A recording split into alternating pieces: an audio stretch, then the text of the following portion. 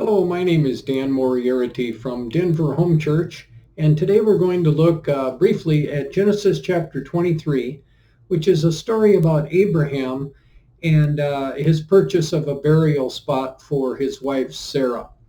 What we're going to learn from this in these brief few minutes looking at the chapter is that Abraham was faithful, he was a man of faith in God, and he had favor with those that he lived around. You have to remember that Abraham had been promised the land of Canaan, and yet he's living there before the time that he actually receives that inheritance.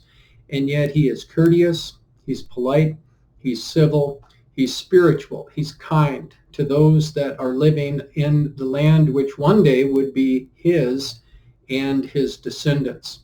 We find that in this chapter, he buys a piece of land which became the burial spot for Sarah, for himself, as well as for Isaac and Jacob and Leah. And so it became really the burial spot of the patriarchs.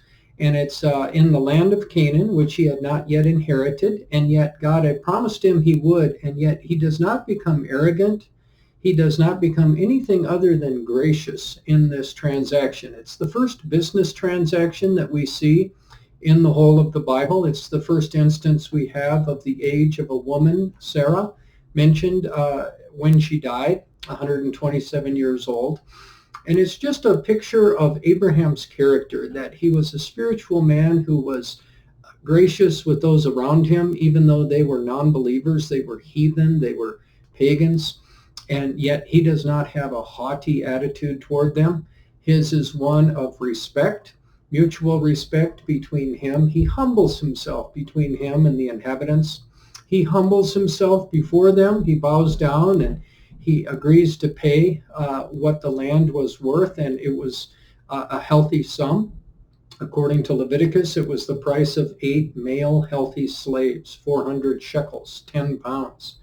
And so what we see from this is that Abraham, in everyday duties like providing a burial place for his wife and like doing business transactions, we find that he was a spiritual man who was faithful to God. He was faithful in the administration of his responsibilities and his family duties, and he enjoyed favor with those around him. A wonderful example, Genesis chapter 23. And we know that he bought this from the Hittites, who would later be displaced from the promised land.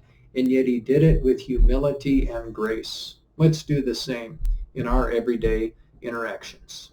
Thank you.